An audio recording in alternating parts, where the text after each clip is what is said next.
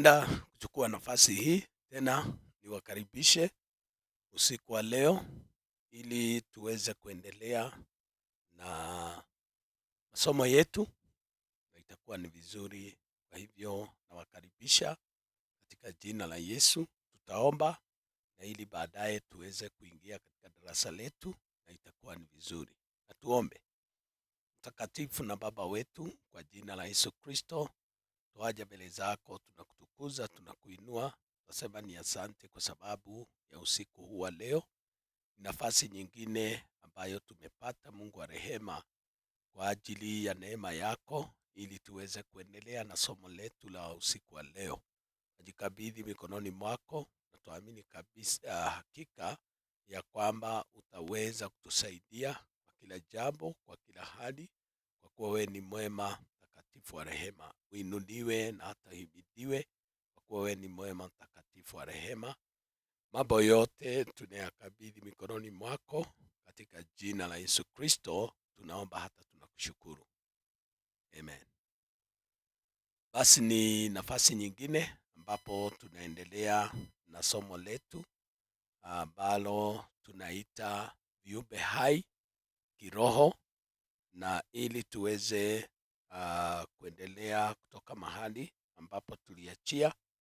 Kumbuka ya kwamba tulisema katika viumbe hai tuna malaika, tuna roho wachafu, tuna shetani, tuna mapepo na elimu juu yao, na matendo ya muovu na uchawi. Kwa hivyo haya mambo yote taenda tukiaguzia, na itakuwa ni vizuri sasa tuweze kuendelea kutoka mahali ambapo tulianzia. Tuliachia ya kwamba tulikuwa tunashughulikia ya habari ya malaika wema hufanya nini, na kwa hivyo ni vizuri tuendelee kutoka hapo. Na tulisoma katika Zaburi 91 na mstari wa 11, Psalms 91 verse 11. Pale ndipo tuliweza kuachia.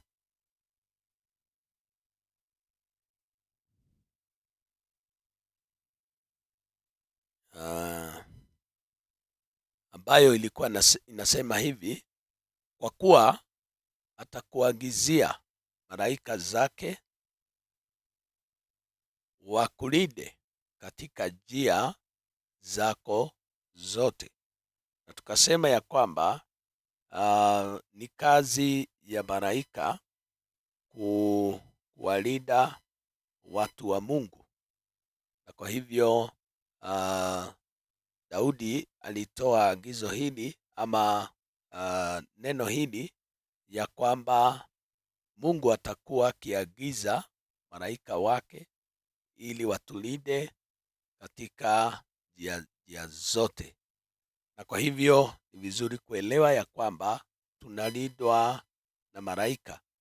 Na tuongeze neno lingine pale katika Zaburi 34, Psalms 34 verse 7. Ongeze neno hilo, Zaburi 34 na mstari wa 7. Inasema hivi: malaika wa Bwana hufanya kituo akiwazungukia wamchao na kuwaokoa. Kwa hivyo tunakuta ya kwamba pia katika ile hali ya kuwalinda watu wa Mungu, kazi ambayo imepewa malaika, tunaona ya kwamba hata wakati wamelala, watu wa Mungu wamelala, wale malaika wanatumwa na wanafanya kituo ama wanakuwa wanakaa pale, mtu wa Mungu akilala wanamlinda mpaka atakapoamka. Unaona vile mipango ya Mungu ilivyo ni mizuri, kulingana na vile Mungu alipanga ya kwamba wana wake ama watoto wake, maana sisi ni wana wa mfalme, tunalindwa, nakuta ya kwamba tunazingirwa na ukuta wa malaika tunapotembea, tunapolala, na hivi ndivyo inafaa uelewe ya kwamba Mungu anaagiza malaika wake, na kwa hivyo tunalindwa na tunashukuru Mungu kwa ajili ya jambo hilo. Pia katika Petro, 1 Peter chapter 3 verse 22, Petro wa kwanza 3 na mstari wa 22, Biblia inasema ya kwamba naye yupo mkononi wa kuume wa Mungu, amekwenda zake mbinguni, malaika na enzi na nguvu zikiisha kutiishwa chini yake. Tunakuta ya kwamba malaika wote wako chini ya mamlaka ya Kristo, na tulisema ya kwamba malaika ni viumbe, na Petro anaeleza vizuri ya kwamba licha ya kwamba Kristo aliweza kutoka hapa duniani na akaenda huko mbinguni na yuko mkononi mwa kuume mwa Mungu, Biblia inasema ya kwamba malaika na enzi na nguvu ziliweza kutiishwa chini yake, na kwa hivyo wanatawaliwa na Kristo. Sasa hivi wakati huu wa kanisa, malaika wako chini ya utawala wa Kristo, na kulingana na vile ambavyo tumesoma katika hiyo Petro wa kwanza 3 na mstari wa 22. Tena kazi ingine ambao hawa malaika wanafanya utaona katika Matendo ya Mitume, the book of Acts chapter 12, Matendo ya Mitume 12 na mstari wa 23, nakuta ya kwamba Biblia inasema, Matendo ya Mitume 12 na mstari wa 23, mara malaika wa Bwana akampiga kwa sababu hakumpa Mungu utukufu, akaliwa na chango, akatokwa na roho. Hapa inaeleza habari ya Herode ambaye ni mfalme, na wakati ule Herode alikuwa ameshaua Yakobo na alikuwa ameshika Petro ili siku inayofuata aweze kumuua ama kumwangamiza. Na hivyo tunaona ya kwamba baada ya kumshika na baadaye asubuhi malaika akatumwa na kumwachilia huyu Petro. Sasa hilo jambo lilimsumbua sana Herode, maana Petro alitafutwa, hakuweza kupatikana, na baadaye akaagiza wale askari 16 waliokuwa wamemlinda wauawe, na baadaye tunaona ya kwamba Herode alitoka mahali pale na kuelekea Kaisaria. Ukisoma hiyo sura ya 12 kuna haya maneno, na akakutana na watu wa Tiro na Sidoni waliokuwa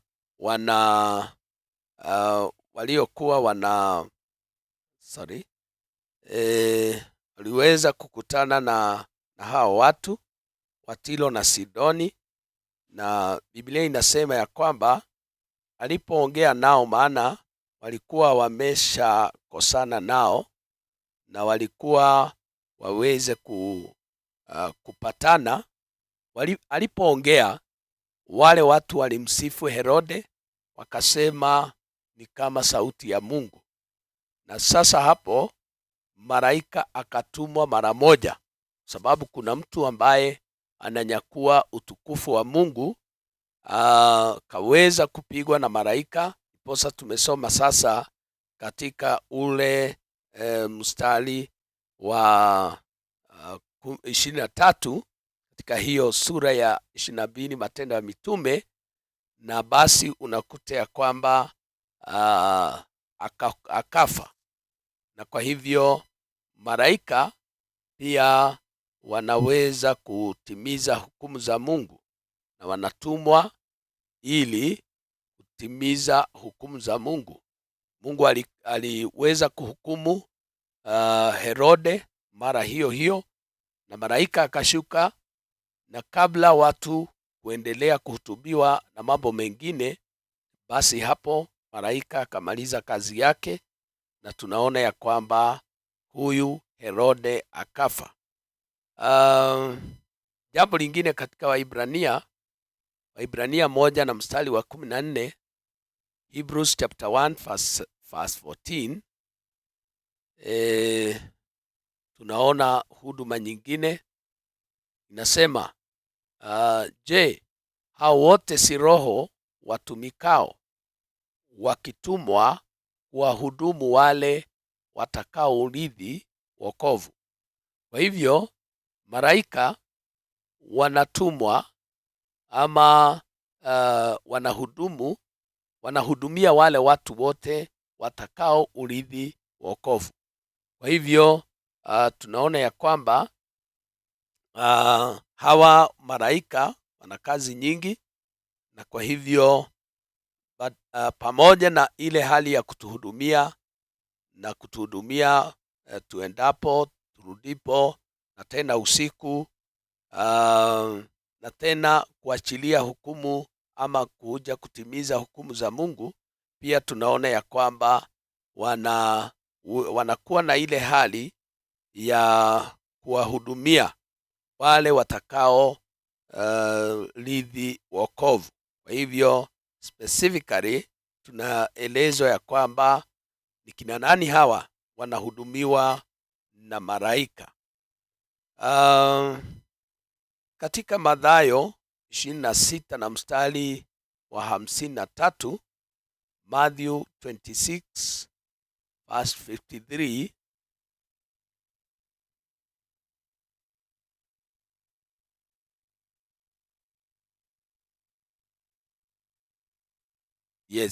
Mathayo 26 na mstari wa 53 inasema hivi: ama wadhani ya kuwa mimi siwezi kumsihi Baba yangu, naye ataniletea sasa hivi zaidi ya majeshi 12 ya malaika? Hapa tunaona habari iliyokuwa inaendelea wakati Yesu alikuja kushikwa na Petro, akatoa panga na kumkata mtu, na hapo ndipo Yesu alimwambia Petro aweze kurudisha upanga wake, na hapo ndipo anamweleza ya kwamba hudhani ya kuwa mimi siwezi kumsihi Baba yangu. Kwa hivyo hapa tunasema Mungu anaweza kuachilia msaada na anaweza kutuma malaika, lakini ni kama tutaomba Mungu aachilie msaada ule. Kwa hivyo popote unaweza kuomba. Yesu alisema angetaka kumuomba Mungu na kumsihi, anaweza kuachilia majeshi 12 ya malaika, na wanaweza hakika kumlinda asishikwe, na kwa hivyo aliona wakati umefika sasa, hataomba malaika waachiliwe, wakati umefika ili ashikwe na ili aweze kwenda kutimiza yaliyo mapenzi ya Mungu. Na kwa hivyo tunaona pia katika ile Matendo ya Mitume ambao tulikuwa tunataja 12 kuanzia mstari wa 5, tunaomba malaika waliomba, kanisa liliomba ili Petro aweze Mungu aweze kumkumbuka Petro akiwa gerezani, na kwa hivyo kwa ajili ya maombi ya kanisa malaika akatumwa na akaweza kumlinda na kumtunza Petro. Kwa hivyo kwa njia ya maombi malaika wanaweza kutumwa. Kwa hivyo unafanya kama ni appointment na kwamba nahitaji ulinzi wa watu hawa, nahitaji hivi na hivi, na kwa njia ya maombi basi wanaachiliwa na inakuwa ni hivyo. Tena katika Mathayo 24 na mstari wa 31, Matthew 24 verse 31, tunaona kazi nyingine ambao malaika watafanya. Matthew 24 verse 31 inasema hivi: naye atawatuma malaika zake pamoja na sauti kuu ya parapanda, nao watawakusanya wateule wake toka pepo nne, toka mwisho huu wa mbingu mpaka mwisho huu. Kwa hivyo wao pia watakuwa na ile harakati ama kazi ya kukusanya wateule wake toka kona zote nne, hizo wanaita pepo nne ya ama mwisho huu na mwingine wa dunia, na kuwakusanya na kuwaleta wateule wote wakati sasa Yesu atakaporudi mara ya pili. Kwa hivyo bado hata wakati ule malaika watakuwa na kazi. Na katika lakini hiyo tulikuwa tumeisoma Wathesalonike wa kwanza, hata nitaje tu bila kusoma Wathesalonike wa kwanza 4 na mstari wa 16, ile ambayo inaeleza ya kwamba vile Yesu atakapokuja wakati wa kulinyakua kanisa na kiandamana na yule malaika mkuu na parapanda ya mwisho ikiweza kupigwa. Kwa hivyo tunaona ya kwamba hata wakati ule bado malaika wanaonekana watakuwa na huduma hiyo ya kuwaraki wa Kristo ama kanisa, na hivyo ni vema kujua hivyo. Tunaona pia malaika waliweza kutangaza mambo matano muhimu ya kuzaliwa kwa Yesu. Malaika walitangaza kabla Yesu hajazaliwa, waliweza kueleza habari hiyo, ni nani atakaye mzaa. Waliweza kuleta habari hiyo na habari ya kuzaliwa kwake, habari ya kufufuka kwake, habari ya kupaa mbinguni, na pia habari ya kurudi tena. Kwa hivyo hatua hizi tano malaika walihusika kutangaza na kuleta habari hiyo. Kwa hivyo naweza kuangalia mambo hayo katika kitabu cha Luka 1 na mstari wa 30. Luka 1 na mstari wa 30.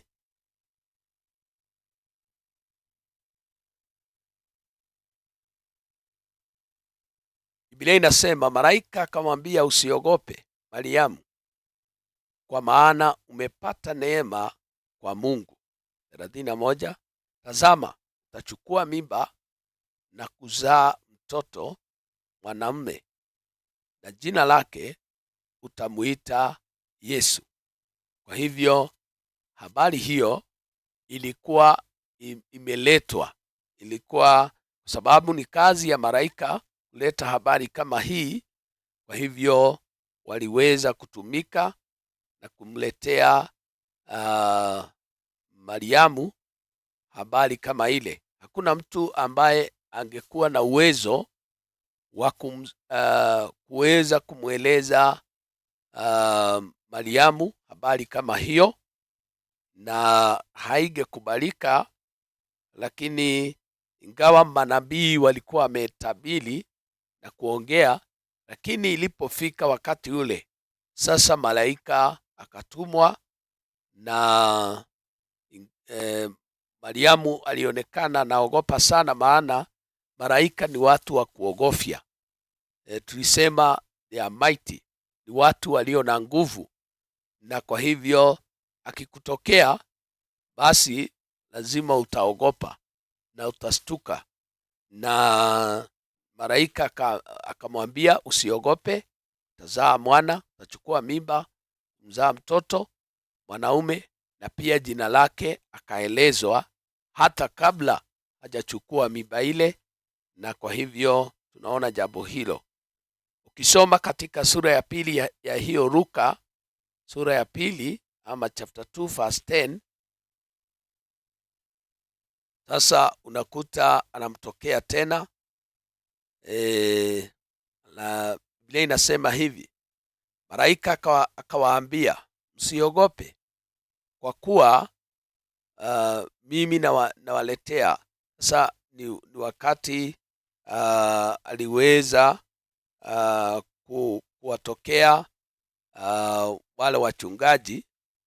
Biblia inasema malaika akawaambia msiogope, kwa kuwa mimi nawaletea habari njema ya furaha kuu itakayokuwa kwa watu wote. 11.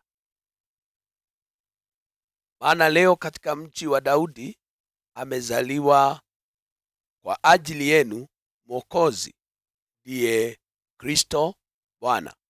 Kwa hivyo 12, na hii ndiyo ishara kwenu, mtamkuta mtoto mchanga amevikwa nguo za kitoto, amelala katika holi ya kulia ng'ombe. Kwa hivyo unakuta ya kwamba pia habari ya kuzaliwa kwake ilitangazwa na malaika, na kwa hivyo tunaona jambo hilo iliweza kuendelea katika Luka 24 na mstari wa 23.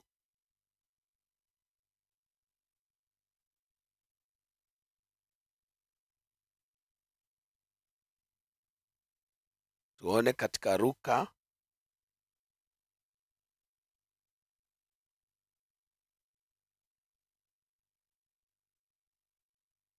acha niangalie katika Luka 24 mstari wa sawa. Msione mwili wake, wakaja wakasema ya kwamba wametokewa na malaika waliosema kwamba yu hai. Kwa hivyo hali ya kufufuka kwake waliweza kuelezewa, wale wanafunzi walielezewa ya kwamba Yesu yu hai, amefufuka. Na tena katika Matendo ya Mitume 1 na mstari wa 10,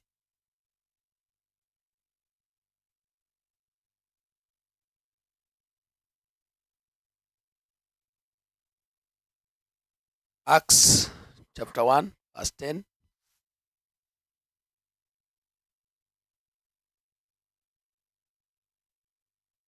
Walipokuwa wakikaza macho mbinguni, yeye alipokuwa akienda zake, tazama, watu wawili wakasimama karibu nao, wenye nguo nyeupe.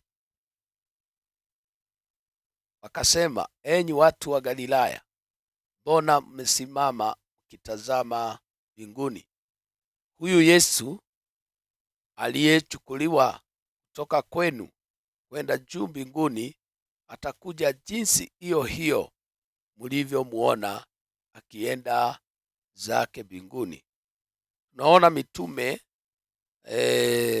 pale katika mlima wa Mzeituni walipo tazama Yesu akipaa mbinguni, walishikwa na mshangao, na hata malaika watokea.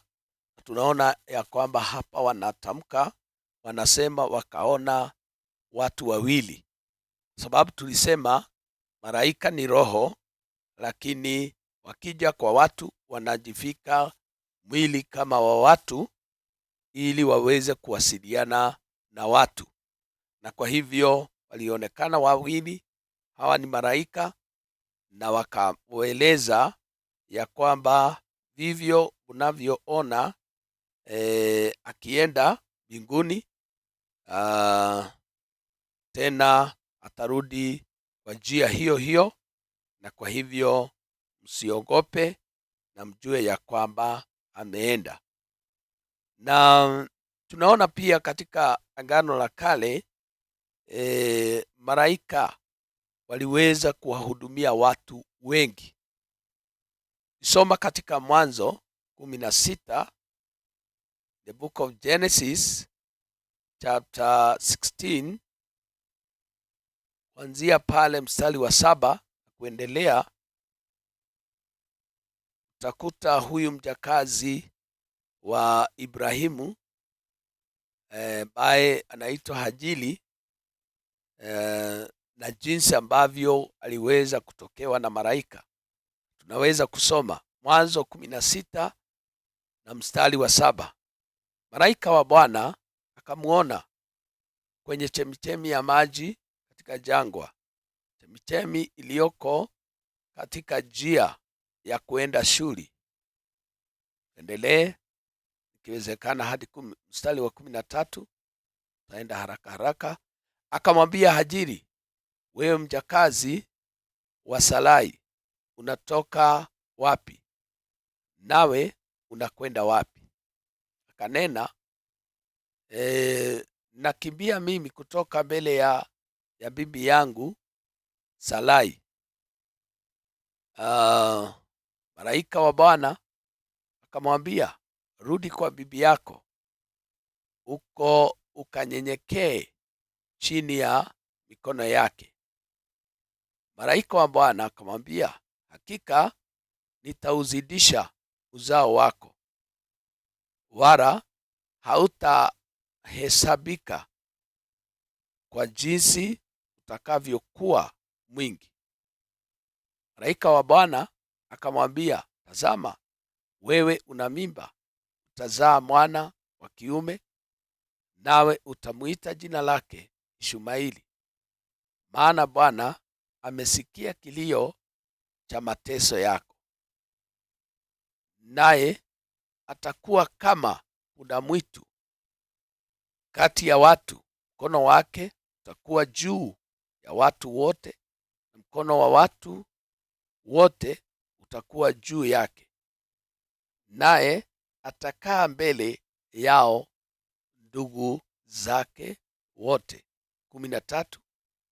Akaliita jina la Bwana aliyesema naye, wewe umungu uonaye, kwani alisema, hata hapa nimemuona yeye anionaye. Kwa hivyo tumesoma kifungu hiki chote kuona ya kwamba tunaona kuna wakati mjakazi wa Ibrahimu ama wa Sarai aliyeitwa Hajili, kuna wakati baada ya miaka kuendelea, Mungu akiahidi Ibrahimu mtoto, na Sarai akaona ya kwamba muda umeendelea sana, alimweleza Ibrahimu ya kwamba amchukue huyu mjakazi wake, na akamchukua. Baadaye akapata mimba, na sasa alipopata mimba, Sarai hakuona vizuri, akamfukuza. Na hapa ni mara ya kwanza alipomfukuza, na akaenda tu kwa njia ya jangwani, na sasa ye hajui aelekee wapi. Lakini akiwa jiani, Mungu akamtuma malaika mrejesha yule mjakazi wa Sarai huko kwa Ibrahimu. Akamletea habari ya kumtia moyo na kumweleza vile mambo itakavyokuwa. Hapo ndipo alielezwa hata yule mtoto atakayezaa, vile atakavyoitwa, mambo yatakayotukia ya huyu mtoto, na hapo ndipo unaona akieleza ya kwamba kuna mahali tumesoma anaambiwa rudi kwa bibi yako, mambo kama hayo. Unajua katika Kiswahili cha Kenya sisi tukiangalia bibi tunafikiri ni mke, lakini katika Kiswahili cha Watanzania unaposema bibi ni kama anaambiwa rudi kwa nyanya yako, na kwa sababu naweza kushindwa, mbona anaelezwa na yeye ni mjakazi arudi kwa bibi yake. Kwa hivyo ilikuwa hivyo akaweza kupewa habari iliyo na tumaini ndani yake, na hapa tunaona ya kwamba akaliita jina la Bwana aliyesema naye, wewe umungu uonaye. Aliona kabisa Mungu anaona, sababu Mungu amemuona akiwa jangwani, na akasema ya kwamba hata hapa nimemuona yeye anionaye. Kwa hivyo ni vizuri kukumbuka ya kwamba mahali popote tulipo Mungu wetu anatuona, kama vile alimuona Hajiri. Na naona wakati mwingine ufikiri ama husikia ni kama nitahubiri katika kifungu kama hiki, na kwa hivyo ni vizuri kujua ya kwamba Mungu anakuona katika hali ile yoyote uliopo. Mungu anakuona, na Mungu anaweza kutumana na kuachilia msaada kwa ajili yako, na hivyo ni vizuri kuelewa hata kama kuna giza, hata kama ni jangwani, hata kama kuna mambo gani inayotukia, ni vizuri kujua ya kwamba Mungu ni Mungu aonaye, na anaona kila mtu, na anaona kila jambo unalolipitia, na ataweza kutumana kama vile alitumana kwa ajili ya Hajiri, na akaweza kushughulikiwa. Bwana apewe sifa. Katika Matendo ya Mitume Mwanzo kwanza tunashughulikia katika Old Testament, the book of Genesis chapter 19, ukianzia mstari wa kwanza. Sasa hii mistari yote tutasoma, lakini tusome mistari michache alafu tueleze yaliyotukia. Mwanzo 19 ni ile inatueleza habari ya Sodoma na Gomora, na tunaona ya kwamba Biblia inasema basi wale malaika wawili wakaja Sodoma jioni, na Rutu alikuwa amekaa mlangoni pa Sodoma. Rutu akawaona, akaondoka, akaenda kuwaraki, akainama kifudifudi, akasema, bwana zangu, karibuni, na wasihi muingie nyumbani mwa mtumwa wenu, mkalale, mkanawe miguu yenu, hata asubuhi muondoke. Na mapema mkaende zenu. Akasema, sivyo, lakini tutakaa uwajani usiku kucha. Mstari wa 3, akawasihi sana, nao wakaja wakaingia nyumbani mwake, akawafanyia karamu, akawapikia mikate isiyochachwa, nao wakara. Hata kabla hawajarara, watu wa mji, wenyeji wa Sodoma, wakaizunguka nyumba, vijana kwa wazee, watu wote waliotoka pande zote. Okay, tunajua ya kwamba hii ni habari ndefu ya mtu ambaye anaitwa Rutu. Huyu ni yule wa ndugu ya Ibrahimu, aliyechagua kwenda upande wa chini, upande wa Sodoma, na baadaye kukawa na uasi mwingi, ukaharibika kiasi ya kwamba Mungu aliona hatavumilia maovu yaliyotendwa katika sehemu hiyo, na akaamua ya kwamba ataangamiza sehemu zile. Kumbuka ya kwamba kwanza hao watu ama malaika walipitia kwa Ibrahimu, na Ibrahimu alimsihi Mungu sana kuona ya kwamba kama kutapatikana watu ambao ni wenye haki, je, wataangamizwa pamoja na wale wengine? Maana alikuwa anawalilia watu wa nyumba yao ambaye ni Rutu na nyumba yake, na kwa hivyo Mungu akamweleza ya kwamba kama kutapatikana wenye haki hawataangamizwa pamoja na wale watu wengine. Na kwa hivyo walipofika pale Sodoma, Rutu aliwaona, na hawa ndio watu ambao waliokoa nyumba ya Rutu. Ingawa tunajua walipewa masharti ya kwamba wakitoka wasigeuke nyuma, lakini mke wa Rutu ye aligeuka, na kwa hivyo akakiuka masharti yaliyokuwa yamewekwa, na lakini Rutu aliokolewa kwa njia hiyo. Na kuna mahali tulisoma ya kwamba ukihitaji msaada wa malaika uombe Mungu, sababu Ibrahimu alikuwa ameombea huyu Rutu, basi alitumiwa malaika wa kuokoa. Wale malaika walioachilia moto, walioangamiza watu wa Sodoma, ndio malaika ambao waliokoa Rutu na wale wasichana wake, kwa sababu tunaona ya kwamba mke wake aliweza kugeuka, na baadaye mambo yake ikaharibika, na ikawa ya kwamba ameangukiwa na hukumu ya Mungu. Na kwa hivyo tunaona ya kwamba Rutu aliweza kulindwa. Katika Mwanzo, leo tutakaa katika hiyo Mwanzo 21 mstari wa 17, Genesis 21 verse 17.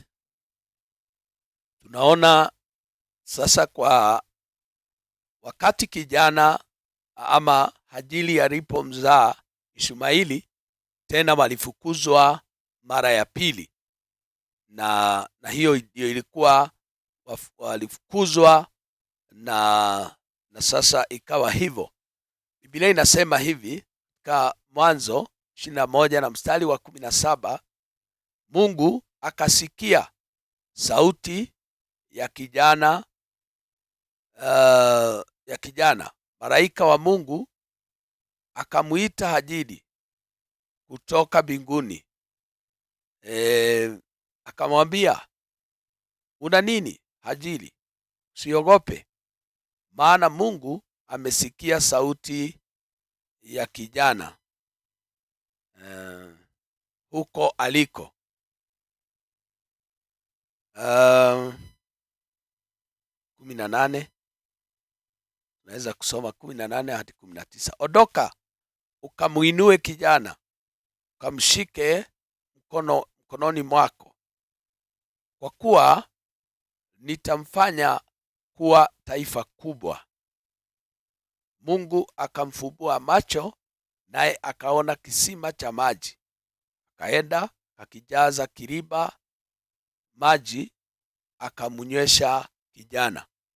Kwa hivyo hapa tunaona ya kwamba wakati sasa tunaona wakati Hajili alirudi na kwa Ibrahimu, wakati alikuwa amefukuzwa mara ya kwanza, alienda kakaa akazaa mtoto huyu Ishmaeli, akaendelea naye. Wakati ukafika Sarai akamzaa Isaka, na sasa wakaendelea kuota wakiwa wawili. Baadaye Sarai akaona si vibaya hawa watoto wawili waendelee kuwa katika boma moja, na akaamua kumfukuza Hajili na huyu mtoto wake. Walipewa tu walitoka nyumbani pale wakiwa na kiriba cha maji tu, na kwa hivyo wakaweza kuagwa kwa heri na wakaondoka. Ikafika mahali ile maji ikaweza kumalizika, na sasa kwa sababu ni jangwani, mahali kuna joto jingi na hawana jambo lingine, ile inasema ya kwamba wakaweza kuwa na shida, na yule Hajili akaona mtoto wake atakufa, na akampeleka mahali akaondoka ili asione yule mtoto akifa. Na hapo ndipo tumesoma ya kwamba malaika alimuita Hajili. Kwa sababu hii haikuwa experience ya kwanza ya Hajili sasa kusikia kutoka kwa malaika, na kwa hivyo akaelezwa jinsi kijana wake atakavyokuwa taifa kubwa, na akaambiwa asiogope, na baadaye akafumbuliwa macho na akaona kisima cha maji na akaweza kumnywesha kijana. Kwa hivyo yeye na kijana hawakufa mahali pale, maana walifikiri ya kwamba wamefika mwisho. Wakati mwingine mtu wa Mungu anaweza kufikiri ya kwamba mwisho wake umefika, akitazama maisha mahali imemfikisha, mahali yamefika, anaweza kufikiri ya kwamba sasa ni kama maisha yamefika pale, anaweza kutangaza mwisho wake. Lakini usije ukatangaza mwisho wako, maana maisha yetu yako mikononi mwa Mungu wetu. Na kwa hivyo Mungu akaweza kumsaidia huyu Hajili. Katika Mwanzo 22 naendelea tu na ile Mwanzo Genesis 22 kuanzia verse 11.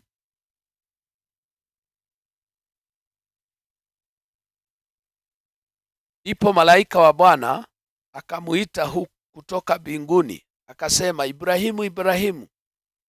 Naye akasema, mimi hapa. Akasema, usimnyoshee kijana mkono wako, wala usimtendee neno, kwa maana sasa ninajua ya kuwa unamcha Mungu.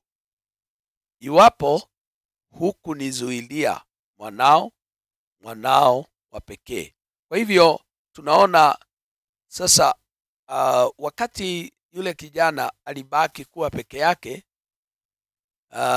unajua ilikuwa hata mpango wa Mungu Ishmaeli aondolewe na kubaki Isaka asione ya kwamba ana watoto wawili, ili wakati Mungu atamuuliza kumtoa Isaka asione ya kwamba nitamtoa na nitabaki na Ishmaeli. Kwa hivyo ndiposa wakati huyu Hajili alipofukuzwa, Ibrahimu alimuuliza Mungu,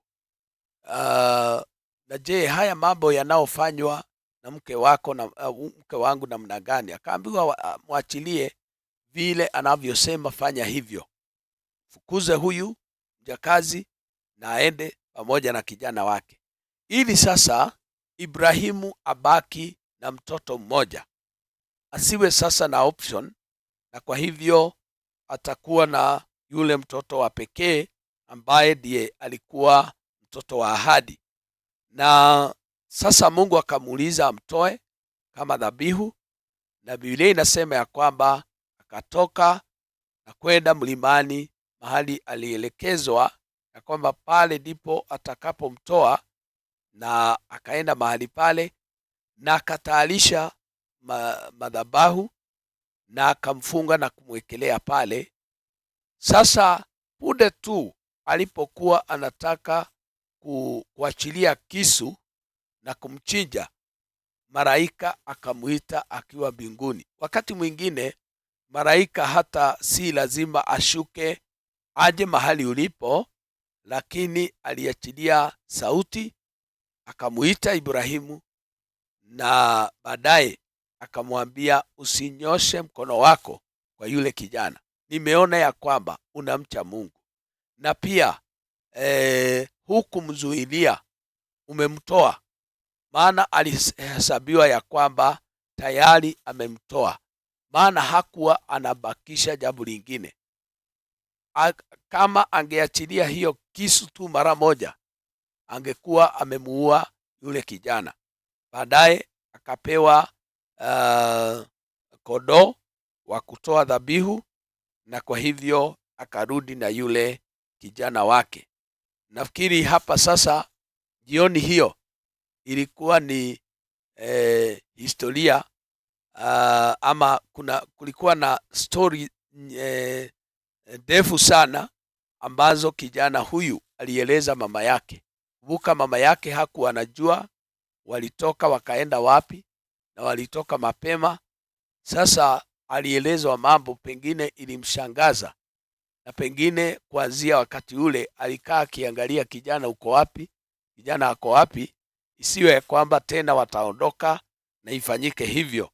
Na kwa hivyo ni jambo ambalo tunaona ya kwamba malaika aliweza kuhusika ama aliweza kunena na Ibrahimu, akamhudumia, akamletea mwana kondoo wa kutoa dhabihu, na kwa hivyo jambo likawa hivyo. Tena tunaona katika Mwanzo 28 mstari wa 12,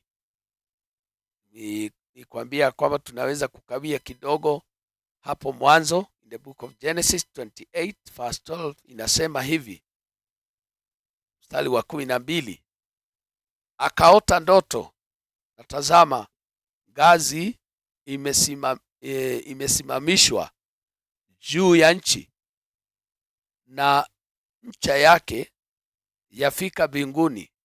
Tena tazama, malaika wa Mungu wanapanda na kushuka juu yake. Hapa tunaona habari ya mtu ambaye anaitwa Yakobo. Yakobo alipokimbia kutoka kwa Esau, wakati ilipokuwa ya kwamba Esau ameamua atamuua, baada yao kusemezana ya kwamba wakati ule ambapo ilisemekana ya kwamba Isaka anataka kuachilia baraka, tunajua Esau akaelezwa vile atakavyoenda mawindoni, tafuta mnyama, amchinje, amlete, amtayarishe vizuri, aachiliwe baraka, iachiliwe juu yake. Basi Yakobo alichukua hiyo baraka, na sasa yule kijana wao ndugu yake alipokuja akakuta mambo imeshageuka. Najua habari hiyo vile ilivyoendelea, na sasa akaamua ya kwamba atamuua huyu ndugu yake, naye akatoroka akaenda kwa mjomba wake. Lakini akiwa jiani, giza likaingia, alikuwa jangwani, akarara mahali pale sasa ambapo tumesoma. Akiwa pale akaota ndoto, na ndoto aliyoota ilimfanya asahau ako jangwani, ilimfanya asahau ya kwamba ako hatarini, na pia asahau ya kwamba kuna mambo inaomfuata, kwa sababu aliona malaika wa Mungu wanapanda. Kuna ngazi imesimamishwa, kutoka nchi ama kutoka ardhi mahali alikuwa amelala, na inaenda mpaka huko mbinguni.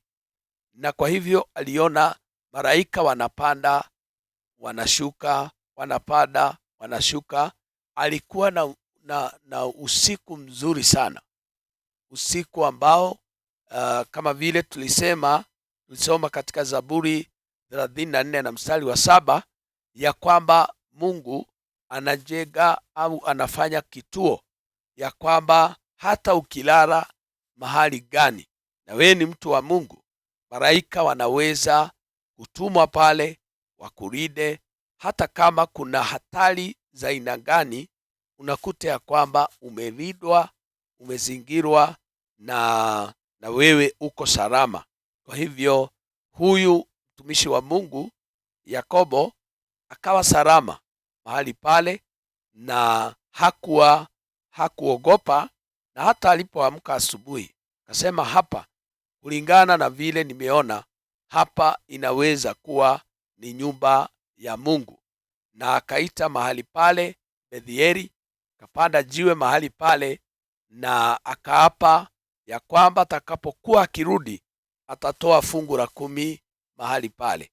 Kwa hivyo hata kama tunaweza kukomea hapo usiku wa leo, tumeona ya kwamba hakika malaika wa Mungu wako kazini na huwa wanafanya kazi, na Mungu akitujalia tutaweza kuanzia mahali pale ambapo tumekomea na kuendelea kukamilisha habari za malaika, lakini bado kuna sehemu ambayo imesalia, na kama kuna swali lolote linaweza kutukia linalohusiana na mafundisho haya ya malaika, ni vizuri kuuliza swali hilo, kilituma katika ile peji yetu, itafika na tutaweza kulijibu kwa wakati wake.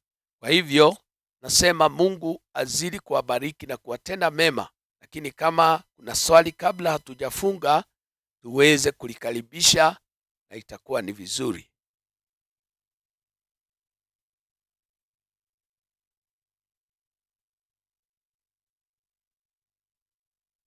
Basi kama hakuna, na kama likitumwa baadaye, nasema ya kwamba tutashughulika. Kawaida yetu huwa tunamalizia mkutano wetu wa wiki siku kama leo, siku ya Ijumaa, na kwa hivyo Mungu akitujalia tutaonana siku ya Jumatatu wiki ijayo, panapo majaliwa ya Mungu wetu. Tuamini ya kwamba Mungu atatusaidia. Mungu akubariki, uwe na wikendi ya baraka. Mungu awe pamoja nawe na kuongoze katika jina la Kristo Yesu. Na hivyo tunaamini ya kwamba kama vile umeandamana nasi, hautachoka. Hata wiki ijayo utaweza kuwa pamoja, na Mungu azidi kuwatenda mema. Kwa hivyo tutaweza kuombewa na ili tuweze kuwa na ile hali ya kufungia hapo, na Mungu atazidi kuwatenda mema.